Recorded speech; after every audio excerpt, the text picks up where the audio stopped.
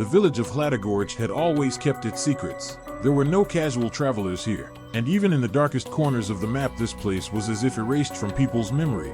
But those who lived here knew evil lurks in the forests that surround the village, and every fall demands a new victim.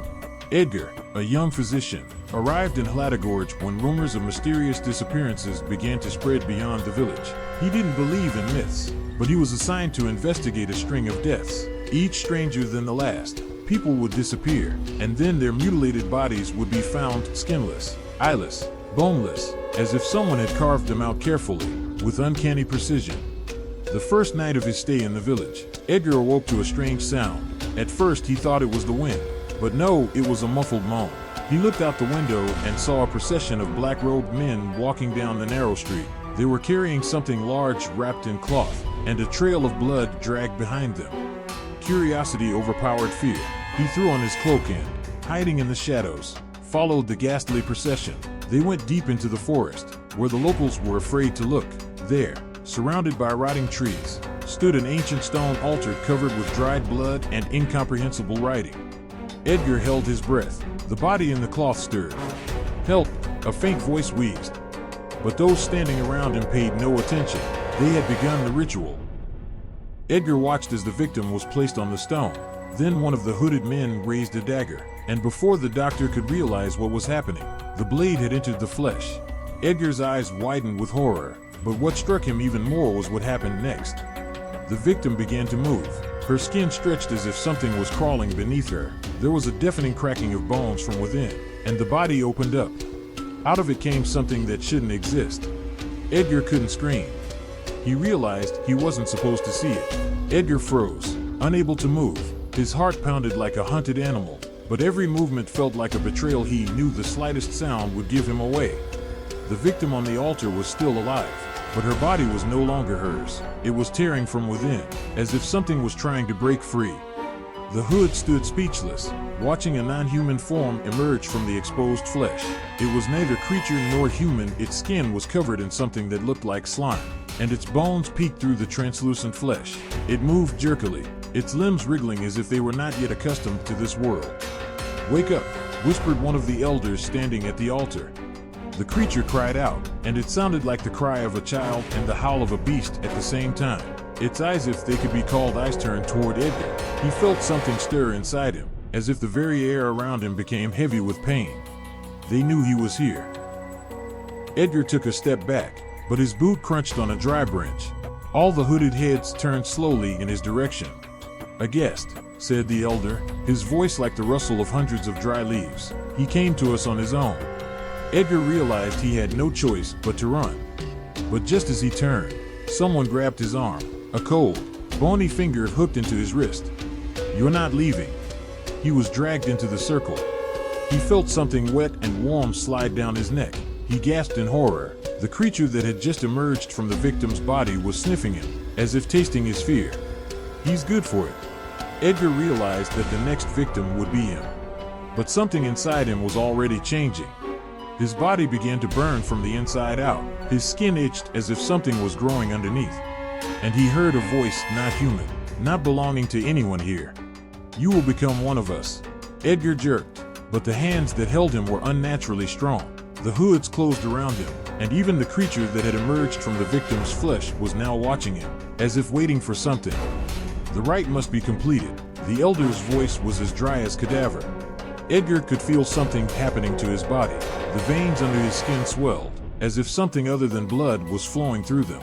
His chest ached, and he suddenly realized that his flesh was responding to the ritual. What have you done to me?" The hoods were silent. Only the creature's sightless black eyes stared straight into his soul. "You're not the first," the shadow beneath the hood said. Edgar staggered, his skin clammy, like a dead man in a damp grave.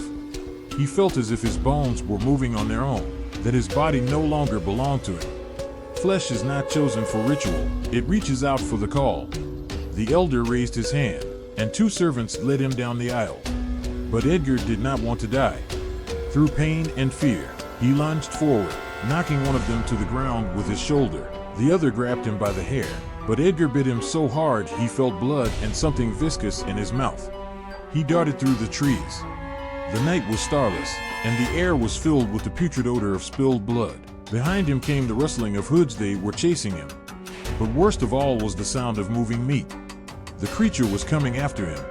Edgar could feel its gaze. It knew he wouldn't escape. His legs weakened treacherously. He stumbled over roots and collapsed into the damp mud. Behind him, something moved. He tried to get up, but his body wouldn't obey him anymore. Edgar looked at his hands. His skin had thinned.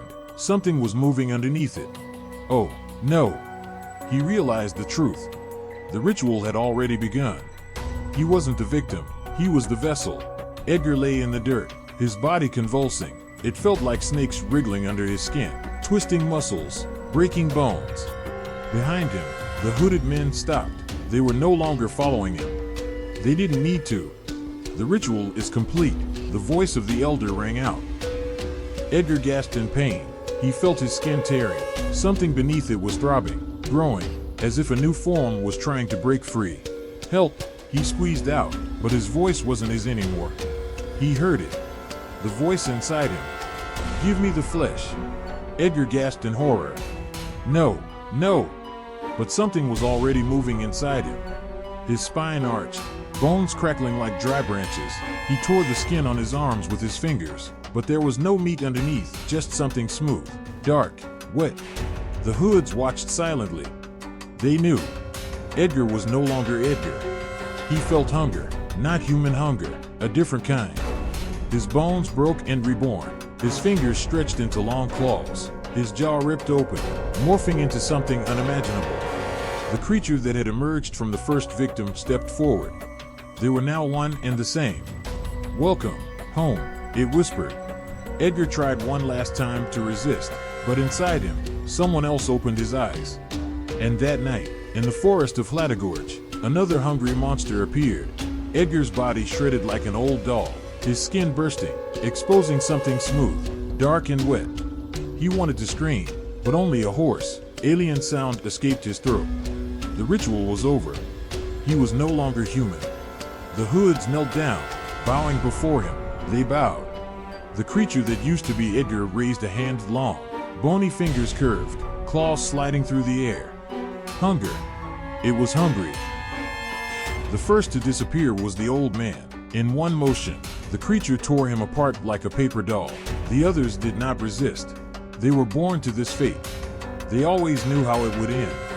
The night in Hladogorje was silent. Only in the forest, among the ancient stones and altars, something crawled in the darkness, trying out a new look. The hunger would not go away. Now it waits for the next.